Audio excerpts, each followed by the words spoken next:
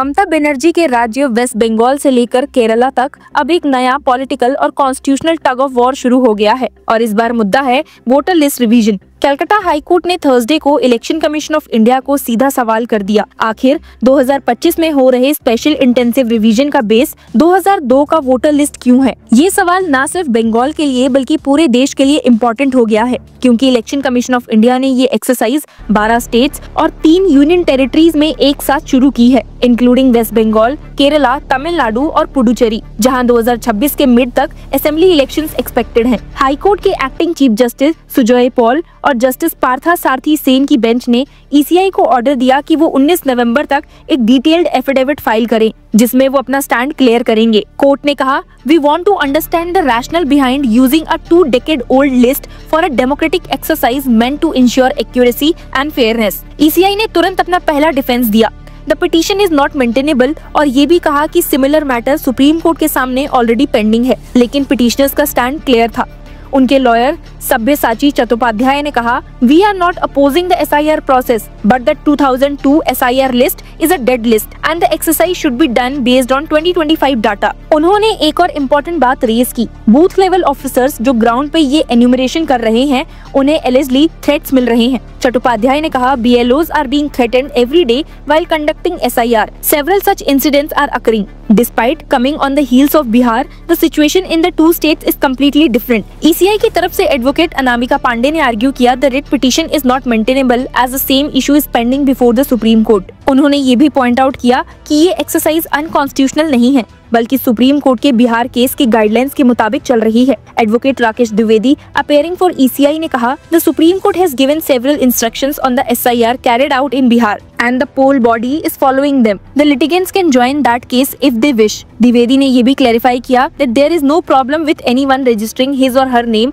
In the new voters list as the exercise is being carried out after 2002। इस पूरी controversy का background समझना जरूरी है। 27 अक्टूबर को ECI ने अनाउंसमेंट किया था कि special intensive revision 9 states and 3 union territories में 28 अक्टूबर से स्टार्ट होगी। डोर टू डोर वेरिफिकेशन 4 नवंबर से शुरू हो चुकी है और फाइनल लिस्ट 7 फरवरी 2026 तक पब्लिश होगी।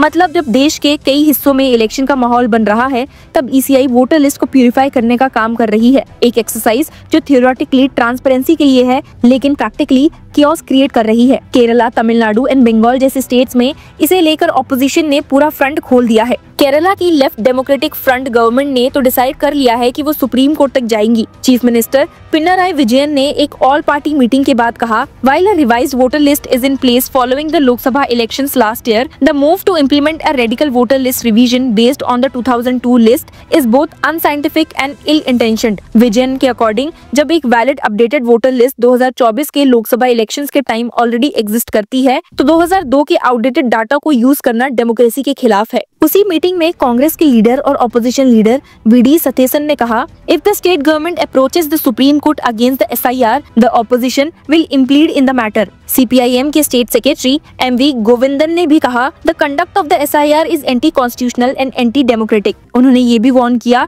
The move indirectly resembles attempts to implement NRC under a different name. Kerala legislative assembly ने सितंबर में एक एनोनिमस रेजोल्यूशन पास करके ECI के डिसीजन को अपोज किया था। रेजोल्यूशन में लिखा था, in what manner those who attempt to dust off the citizenship amendment act will use the SIR will be a challenge faced by democracy. The Election Commission should desist from such actions that will violate fundamental rights and the revision of the voters' roll should be conducted in a transparent manner। ये सब opposition voices तब और ज्यादा loud हो गई जब बिहार के experience का रेफरेंस आया।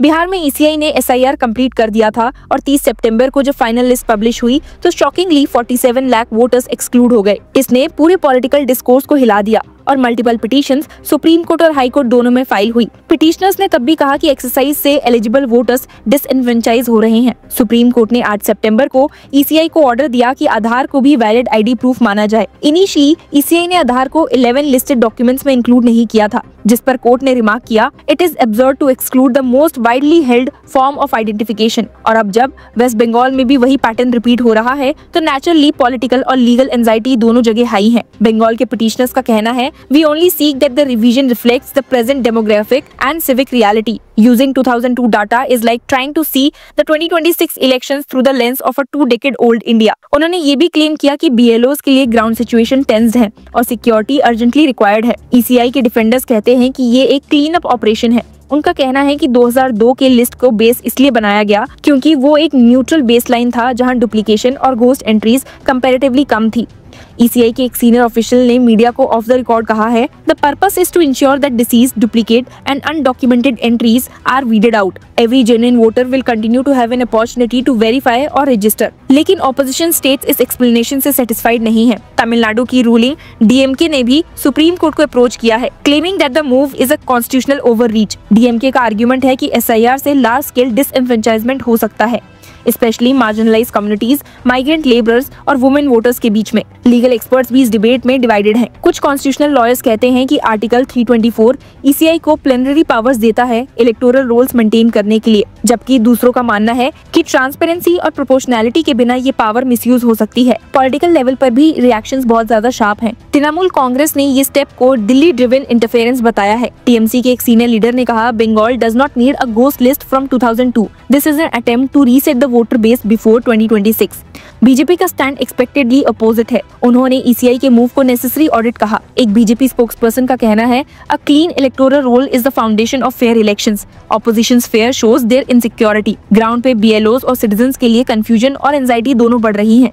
एन्यूमरेटर्स को घर घर जाकर वेरिफिकेशन करना है, लेकिन 2002 के आउटडेटेड एड्रेसेस और IDs के साथ कंपैरिजन करना वर्चुअली इम्पॉसिबल है। एक BLO ने मीडिया को बताया है, we are getting yelled by the people asking how we can check 2002 records. Most of those addresses don't even exist now. अब 19 नवंबर को जब Calcutta high court next hearing करेगा, तब ECI का एफिडेविट सबके लिए क्रूशियल होगा। कोर्ट देखना चाहेगी कि क्या ECI के पास कोई लॉजिकल एक्सप्लेनेशन है या सिर्फ एडमिनिस्ट्रेटिव डिफेंस है। अगर कोर्ट को लगता है कि डेमोक्रेटिक राइट्स इम्पैक्ट हो रहे हैं, तो इंटरिम स्टे भी पॉसिबल है। एक तरफ ECI अपने क्लीन अप मिशन को लेजिटिमेट बता रही है, तो दूसरी तरफ ऑपोजिशन स्टेट्स इसे पॉलिटिकल क्लींजिंग कह रही है।